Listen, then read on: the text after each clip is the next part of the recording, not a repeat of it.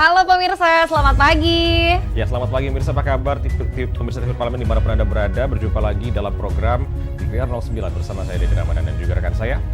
Saya Rini Reski pemirsa, dalam 30 menit ke depan kami akan sajikan kepada Anda sejumlah berita nasional khususnya dari sudut pandang DPR RI sebagai referensi Anda dalam memahami dinamika politik, hukum, ekonomi, sosial, dan juga budaya di Indonesia. Ya, pemirsa TVR Parlemen, inilah TVR 09, edisi Rabu, 8 Februari 2023.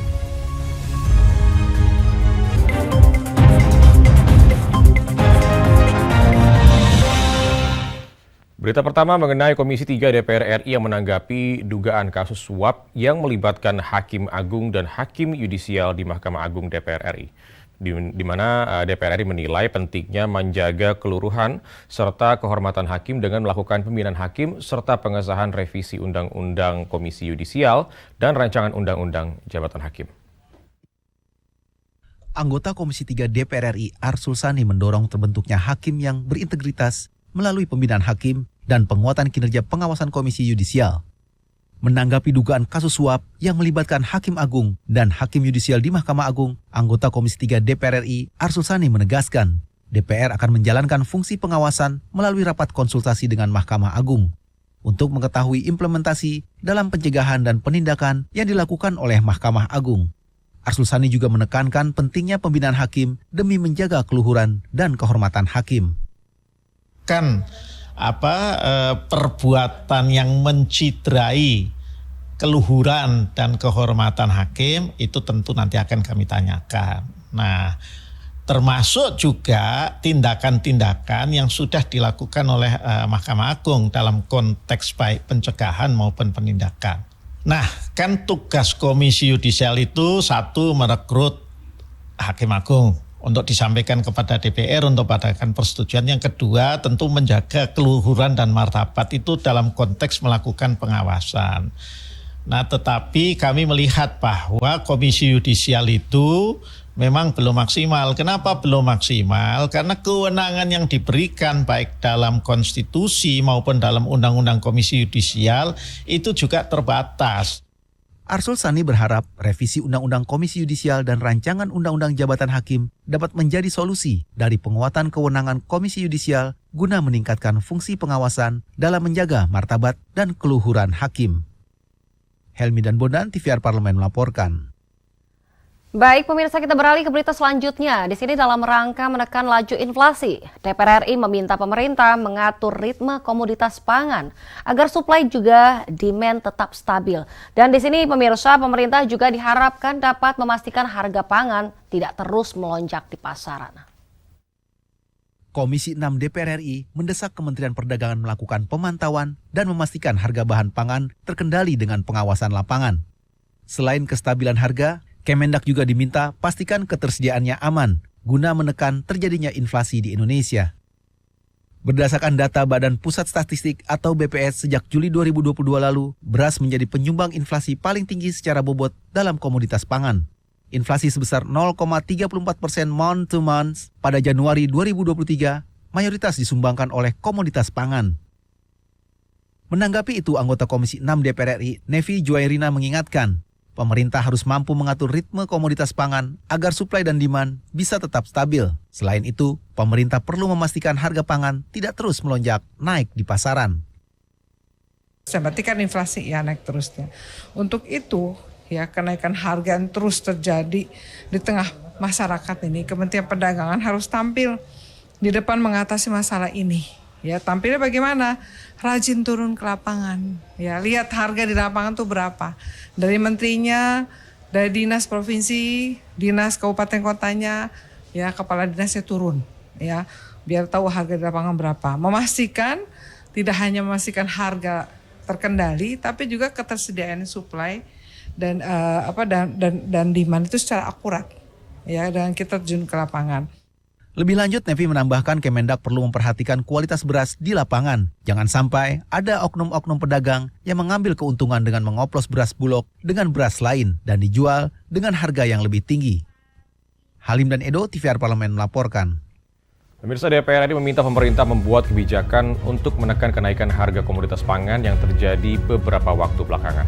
Nah, pemirsa, informasi selengkapnya akan kami hadirkan tentunya usai jeda berikut ini. Untuk itu tetaplah bersama kami di TVR 09.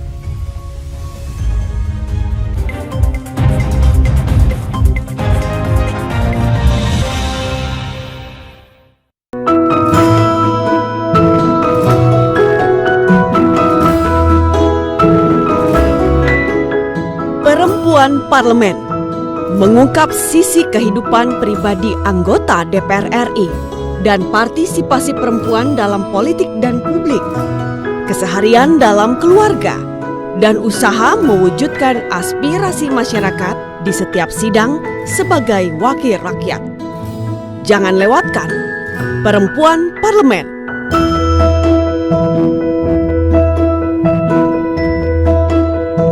Hanya di TVR Parlemen. DPR RI memiliki fungsi diplomasi dalam menjalankan politik luar negeri sesuai dengan pasal 116 Undang-Undang MD3. Kontribusi aktif BKSAP DPR RI memainkan peranan penting dalam memenangkan persaingan global melalui IPU, IPA, IPPF, AIPA, dan PUIK. BKSAP memiliki komitmen yang tinggi dalam krisis kemanusiaan dunia. Fungsi diplomasi dijalankan untuk mendukung upaya pemerintah dalam melaksanakan politik luar negeri. Sini ditambang. Konflik yang terjadi, Sini tidak mengizinkan. masalah yang tersisihkan menjadi kesenjangan sosial. Ya namanya rakyat kecil gak bisa apa-apa, mau komplain juga gak didengar. Sebab apa? Itu menyangkut isi perut kami semua. Bagaimana memutus keterbatasan untuk didengar? Jadi kalau misalnya masyarakat sudah merasa tidak lagi ada yang memperjuangkan aspirasinya, maka masyarakat memang sangat berhak untuk meminta dewan yang mewakili mereka di parlemen. Kami menyusuri batas-batas peristiwa, mengurai berbagai polemik yang terjadi, meluruhkan suara-suara marginal, menjadi nyata dalam setiap aspirasi, melaksanakan tugasnya sebagai wakil rakyat.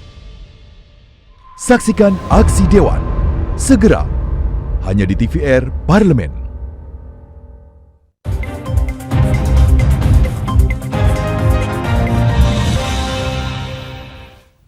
Kembali di TVR 09. Ya, pemirsa, DPR RI berharap pemerintah segera mencari penyebab kenaikan harga serta kelangkaan sejumlah komoditas pangan di pasaran yang terjadi beberapa waktu terakhir ini. Kenaikan harga dinilai mempengaruhi perekonomian masyarakat. Anggota Komisi 6 DPR RI Darmadi Durianto mendorong pemerintah untuk melakukan intervensi kebijakan untuk menekan kenaikan sejumlah harga komoditas pangan. Pasalnya, sejumlah harga komoditas pangan telah merangkak naik sejak pekan lalu. Darmadi Durianto mengatakan pemerintah tidak boleh tinggal diam atas lonjakan harga serta kelangkaan pada beberapa komoditas pangan, karena kenaikan dapat berdampak langsung pada kehidupan masyarakat. Darmadi meminta pemerintah segera mencari penyebab lonjakan harga dan kelangkaan agar harga pangan dapat kembali stabil. Darmadi juga mendorong pemerintah untuk melakukan intervensi kebijakan untuk menekan kenaikan harga komoditas pangan, terutama beras dan minyak goreng bersubsidi. Saya pikir ini tentu pemerintah dan DPR juga harus mencari penyebab kenaikannya. Karena kita harus meneliti dulu, ya, apa penyebab kenaikannya. Kalau minyak goreng kan ada kaitan dengan biodiesel, ya. Tapi ya itu pemerintah juga harus cermat, ya, karena ini komoditas. Walaupun kita bisa kasih reason, tetapi harga nggak boleh naik. Apalagi beras sampai naik dan langka. Nah, saya pikir DPR mendorong agar pemerintah segera intervensi, ya, soal beras, ya, juga intervensi kebijakan soal minyak goreng, ya. Nah, ini kita harapkan dalam beberapa hari ini kita akan panggil beberapa mitra untuk menjelaskan begitu. Sejak pekan lalu dicatat sedikitnya 7 komoditas pangan mengalami kenaikan harga, mulai dari daging ayam, gula pasir, cabai, minyak goreng, hingga beras. Panji dan Edo, TVR Parlemen melaporkan. Nah, pemirsa, di sini DPR RI menilai usulan penghapusan jabatan gubernur dapat mempersulit penyaluran kebijakan, tentunya dari pusat ke daerah. Dan di sini pemirsa, oleh karena itu DPR RI meminta kajian yang mendalam terkait dengan usulan penghapusan jabatan gubernur tersebut. Menanggapi wacana penghapusan jabatan gubernur, anggota Komisi 2 DPR RI Teddy Setiadi menilai usulan tersebut perlu dikaji ulang secara mendalam dengan memperhatikan undang-undang terkait serta memperhatikan masukan dari berbagai pihak. Teddy Setiadi menyebut pemilihan kepala daerah atau gubernur akan tetap dilakukan pada pemilu 2024 mengacu pada Undang-Undang Nomor 7 Tahun 2017 tentang pemilu. Jika ke depan akan dilakukan revisi terkait penghapusan jabatan gubernur, Teddy menyebut hal ini perlu dikaji mendalam terhadap undang-undang terkait otonomi daerah serta melibatkan berbagai stakeholder seperti masyarakat dan ahli tata negara. Itu kan tergantung nanti undang-undang yang berbicara tentang misalnya adalah otonomi daerah. Apakah otonominya 1 tingkat, 2 tingkat. Itu kan regulasinya ke depan. Tapi kalau sekarang saya pikir hadapi aja 2024 bahwa di sana ada pemilihan gubernur dan itu harus tetap dilakukan karena itu bagian dari amanah undang-undang. Lebih lanjut, anggota Komisi 2 DPR RI Cornelis menilai usulan penghapusan jabatan gubernur akan membuat rentang kontrol pemerintah pusat ke daerah menjadi terlalu jauh. Hal ini dinilai akan mempersulit penyaluran kebijakan dari pusat ke daerah. Negara-negara kecil aja yang nggak punya gubernur ya. Tapi kalau negara-negara seperti Indonesia ini kalau nggak punya gubernur, bagaimana dengan perpanjangan pemerintah pusat? Bagaimana mengendalikan pemerintah daerah? Karena gubernur itu selain dia kepala daerah, punya kewenangan khusus, dan dia juga perpanjangan tangan, mata, telinga daripada pemerintah pusat untuk mengontrol daerah. Ya, span kontrolnya terlalu jauh lah, maaf. Memangnya Menteri Dalam Negeri 500 lebih itu kabupaten kota di Indonesia mampu? Kan lebih mudah ngontrol yang 37 lebih itu dibandingkan yang 500 lebih. Rifki Makrudi, TVR Parlemen melaporkan. Pemirsa, pemaksimalan sektor hilir dalam penyaluran minyak goreng dinilai dapat mengantisipasi kelangkaan serta lonjakan harga minyak yang sering terjadi.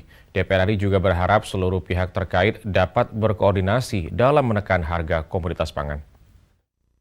Komisi 6 DPR RI meminta pemerintah memaksimalkan sektor hilir dari pendistribusian bahan pokok agar kelangkaan dan lonjakan harga tidak terjadi terus-menerus, terutama di momen awal tahun, menjelang Ramadan dan Hari Raya.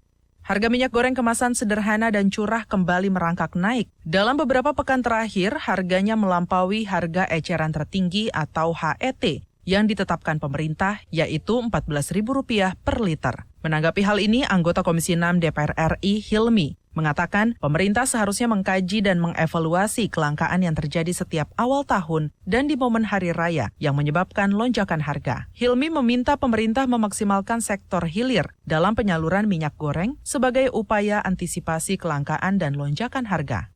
Sebetulnya kita kan harus selalu belajar membuat kajian. Kenapa tiap tahun atau menjelang Lebaran, menjelang puasa, ini selalu terjadi? Seharusnya ini kan sebagai pelajaran buat Kementerian Perdagangan untuk mengevaluasi kenapa ini tiap menjelang tahun baru, hari puasa dan hari raya kok begini. Ini harusnya tidak boleh terjadi. Dan kesiapan dari pemerintah itu harus selalu ada barang-barang ini sebelum ada kejadian langka. Ini kan di sektor hulunya ini kan kita udah pegang, tinggal di hilirnya ini gimana kita cara mengawasi dan cara menyalurkannya itu. Terkait kenaikan harga beras, Hilmi juga meminta Kementerian Perdagangan, Kementerian Pertanian, dan Bulog berkoordinasi untuk menekan harga beras serta tidak melakukan impor. Halim dan Edo, TVR Parlemen melaporkan. Pemirsa, kasus pernikahan dini masih marak terjadi di Indonesia hingga saat ini. Nah, tingginya permintaan dispensasi nikah nih pemirsa menjadi perkara yang harus meningkat setiap tahunnya. Kita akan simak informasi selengkapnya setelah jeda berikut ini.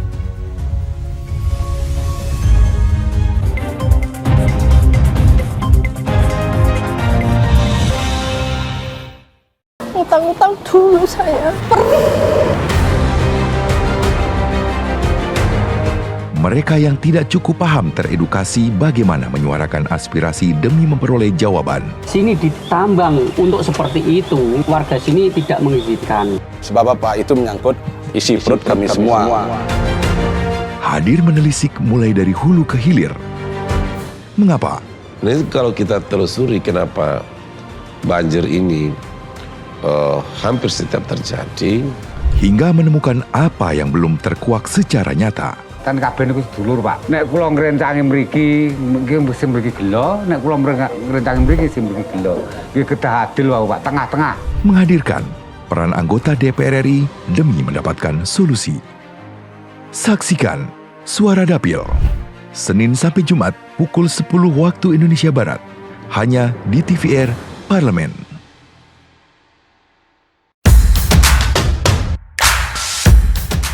Berada di organisasi yang memperjuangkan kaum buruh, ini menjadi langkah awalnya untuk bisa bersuara dan berani mengambil langkah untuk berjuang. Kaum buruh Indonesia sampai hari ini masih sebatas memperjuangkan perut. Alasan Ibu bisa fokus terhadap tenaga kerja khususnya kaum buruh Indonesia itu apa sih, Bu? Kenapa kita di Indonesia khususnya gitu ya tidak menempatkan posisi perempuan pada posisi yang terhormat, punya hak dan kewajiban yang sama.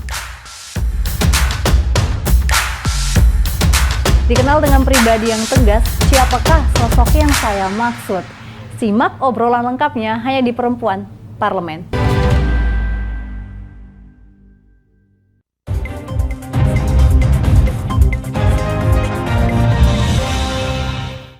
Kembali di TVR 09. Kehamilan di luar nikah, tekanan sosial budaya, faktor ekonomi, peningkatan penggunaan internet dan media sosial, serta pendidikan yang masih minim menjadi faktor penyebab pernikahan dini.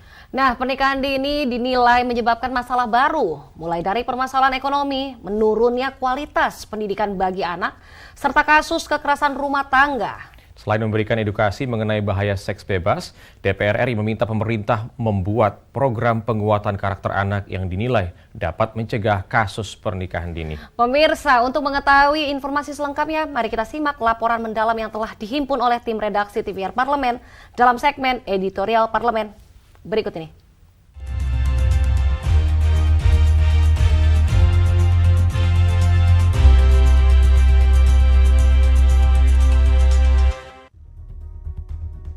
Fenomena pernikahan dini di Indonesia ditenggarai menunjukkan tren semakin meningkat.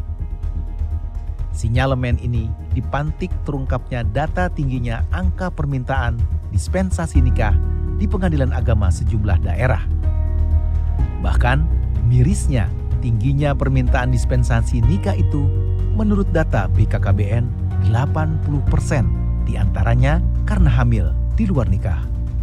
Menurut data Kementerian Pemberdayaan Perempuan dan Perlindungan Anak, ada 4 provinsi dengan angka dispensasi nikah tertinggi, yakni Jawa Timur, Jawa Tengah, Jawa Barat, dan Sulawesi Selatan. Permintaan dispensasi nikah ini hanya dilakukan oleh calon mempelai yang berusia kurang dari 19 tahun, sebagaimana ketentuan syarat usia nikah yang diatur dalam Undang-Undang Nomor 16 Tahun 2019 tentang perkawinan. Fenomena hamil di luar nikah termasuk kejadian gunung es yang tak kunjung ditangani serius oleh berbagai pihak. Indonesia sudah seharusnya menerapkan kurikulum pendidikan seksual di Indonesia. Pendidikan seksual harus mulai ada sejak sekolah dasar hingga jenjang lebih tinggi. Ada banyak pihak yang turut bertanggung jawab terhadap fenomena pernikahan dini, yakni sekolah sebagai institusi pendidikan, orang tua, pemerintah selaku pembuat kebijakan, dan masyarakat di lingkup sosial.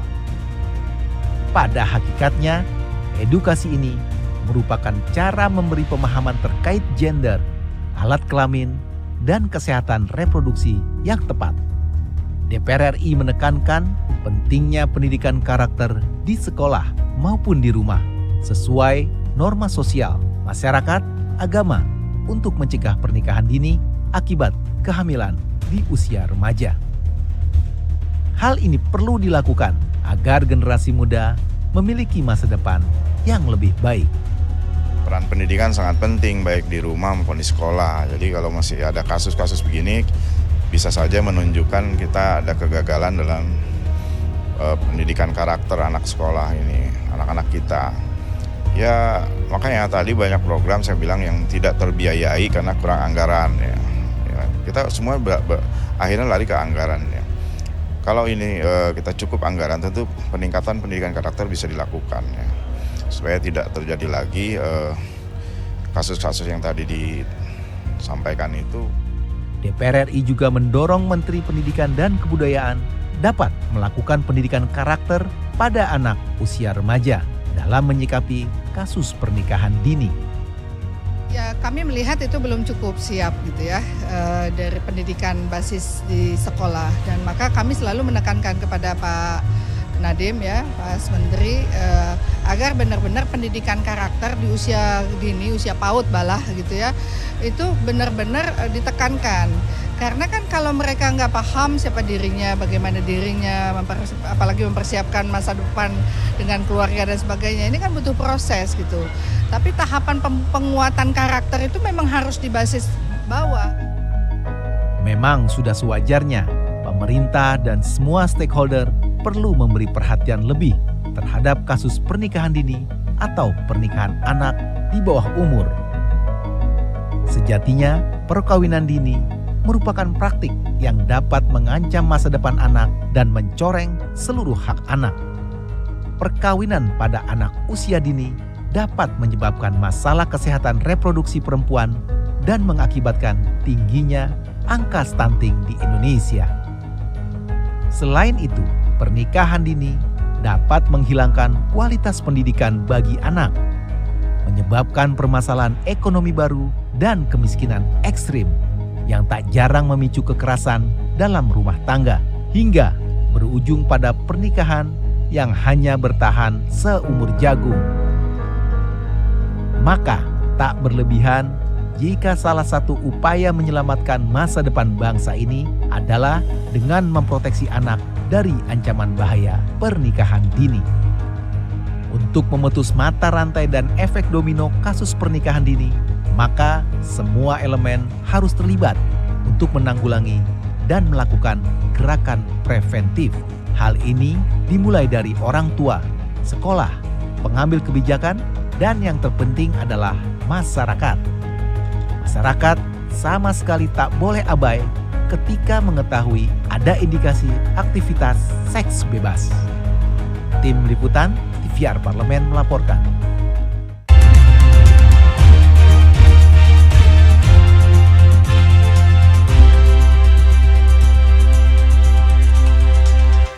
Nah, pemirsa tentu tidak asing mendengar nama Hagia Sophia. Hagia Sophia merupakan salah satu landmark paling populer di Istanbul. Ya, tentunya selain keindahan arsitekturnya, Hagia Sophia juga punya sejarah yang sangat panjang sejak zaman Kekaisaran Bizantium. Nah, pemirsa, sesaat lagi akan kami ajak untuk menikmati keindahan Hagia Sophia. Untuk itu, jangan kemana-mana, tetaplah bersama kami di TVR 09.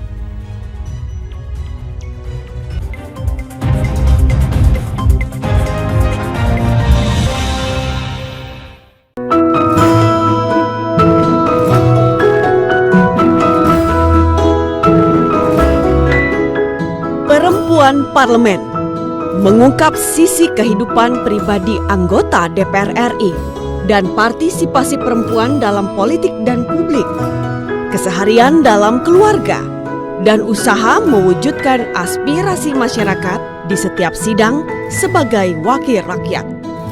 Jangan lewatkan Perempuan Parlemen.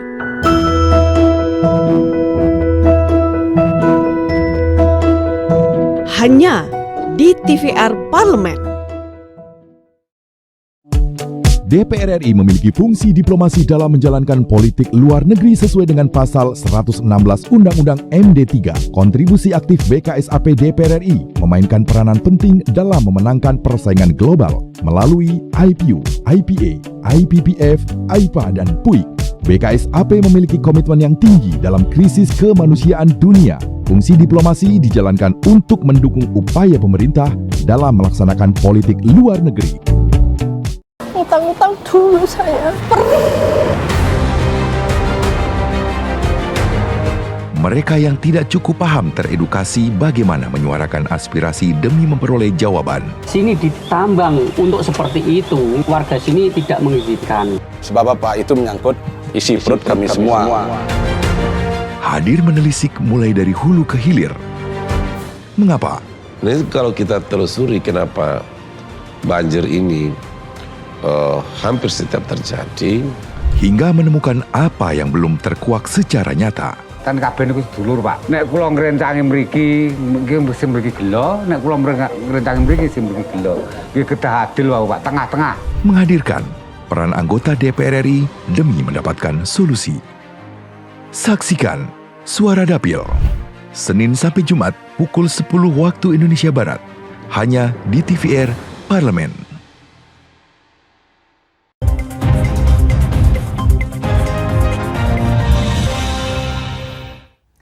Baik pemirsa, terima kasih Anda masih menyaksikan TVR 09. Berdiri gagah di tepi Selat Bosforus, Hagia Sophia awalnya adalah gereja yang dibangun Kekaisaran Roma saat mereka menguasai Turki sekitar 1.500 tahun yang lalu. Nah, sebagai saksi bisu sejarah peradaban Roma dan juga Ottoman, pemirsa, di sini Hagia Sophia adalah simbol agung bagi umat Islam sekaligus umat Kristiani di dunia. Dan tentunya seringkali menjadi potret pembelajaran dalam toleransi. Dan berikut liputan lengkap mengenai Hagia Sophia dalam segmen Intips, informasi dan tips berikut ini.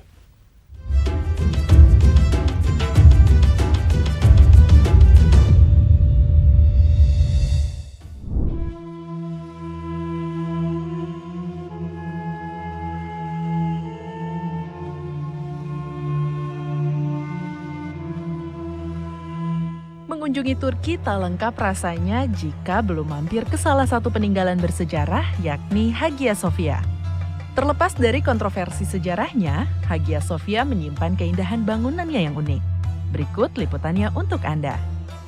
Berbicara negara Turki, pastinya tidak akan lepas dari beragam destinasi wisata yang dimilikinya.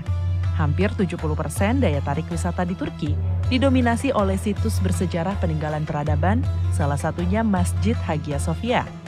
Hagia Sophia merupakan perpaduan dari kerja keras, arsitektur, sejarah, seni, dan politik. Semua ini disatukan di bawah satu atap. Dibangun pada abad ke-6, monumen ini menjadi bangunan gerejawi yang paling penting dari Kekaisaran Bizantium. Sepanjang sejarah Hagia Sophia, kubahnya menaungi 3 agama besar, yaitu Kristen Ortodoks, Katolik Roma, dan Islam. Didirikan pada masa Kaisar Bizantium Constantius, Hagia Sophia pada awalnya dibangun sebagai basilika bagi gereja Kristen Ortodoks Yunani. Pada saat pembangunan gereja pertama, Istanbul dikenal sebagai Konstantinopel, mengambil nama dari ayah Raja Konstantius, yaitu Konstantin I, penguasa pertama Kekaisaran Bizantium. Bagian dalam Hagia Sophia dilapisi dengan marmer berbagai warna. Tiang-tiangnya diambil dari bangunan kuno yang digunakan kembali untuk menopang arcade. Bagian atasnya didekorasi dengan emas dan salib besar dalam medali diletakkan di puncak kubah.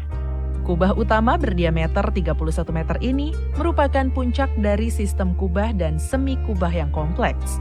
Di salah satu pintu masuk Hagia Sophia terdapat mozaik perawan Maria menggendong anak Kristus. Dalam mozaik tersebut terlihat Kaisar Konstantinus dan Justinianus mengapit keduanya. Mozaik ini menyoroti kepercayaan Bizantium pada perawan Maria sebagai pelindung kota. Setelah tentara salib mengambil alih Konstantinopel pada tahun 1204 Masehi, Hagia Sophia kemudian berubah fungsi menjadi katedral Katolik. Fungsi ini terus berlangsung sampai reklamasi kota pada tahun 1261.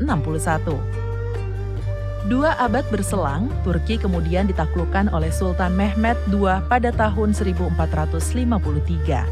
Hagia Sophia pun diubah menjadi masjid.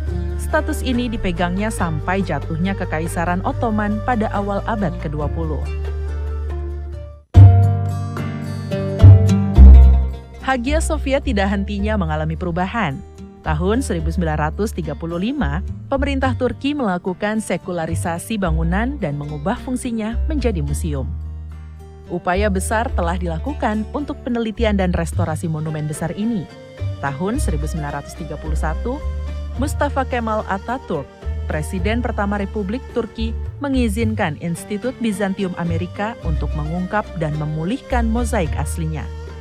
Pada tahun 1985, bangunan ini diakui oleh UNESCO sebagai mahakarya arsitektur unik dari budaya Bizantium dan Ottoman. Puluhan tahun berfungsi sebagai museum, status Hagia Sophia kembali berubah. 10 Juli 2020 di masa kepemimpinan Presiden Recep Tayyip Erdogan, Hagia Sophia kembali dialihfungsikan menjadi masjid. Sempat menuai kontroversi, fungsi Hagia Sophia sebagai masjid hingga sekarang masih terus dipertahankan. Tidak hanya sebagai tempat ibadah, Hagia Sophia masih menjadi destinasi wisata favorit di Turki. Banyak wisatawan mancanegara baik muslim maupun non-muslim setiap harinya memadati masjid untuk ibadah ataupun sekedar ingin menikmati keindahan karya arsitekturnya. Lukisan Bunda Maria, Bayi Yesus, kaligrafi Allah dan Muhammad, serta mozaik kuno terpampang indah menghiasi seluruh sudut masjid. Hagia Sophia memegang status museum hingga tahun 2020, ketika pemerintah Turki mengubahnya kembali menjadi masjid. Hagia Sophia mencerminkan perubahan agama yang terjadi di Turki selama berabad-abad.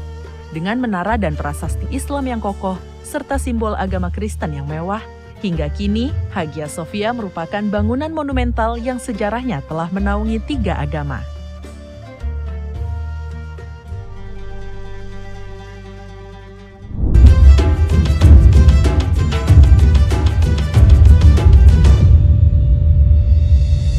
Dan pemirsa, di penghujung acara kami informasikan kepada Anda sejumlah agenda DPR RI pada hari ini, Rabu 8 Februari 2023. Pada pukul 10 waktu Indonesia Barat, di sini Komisi 5 DPR RI rapat dengar pendapat dengan Kementerian Desa dan juga Pembangunan Daerah Tertinggal.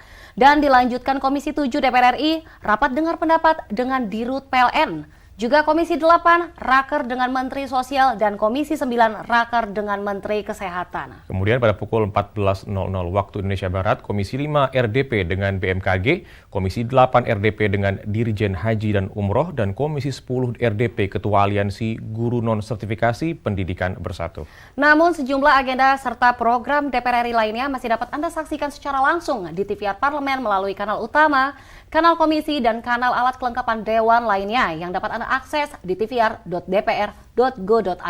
Pemirsa TVR Parlemen, demikian TVR 09 edisi pagi ini. Kami ingatkan bertetap waspada pada persebaran virus COVID-19 dan tetap patuhi protokol kesehatan. Dan segenap kru TVR Parlemen yang bertugas mengucapkan terima kasih telah menyaksikan TVR 09 pada pagi hari ini. Saya Rini Reski dan rekan saya Jadi Ramadan, sampai jumpa di TVR 09 esok hari. TVR Parlemen, referensi Indonesia.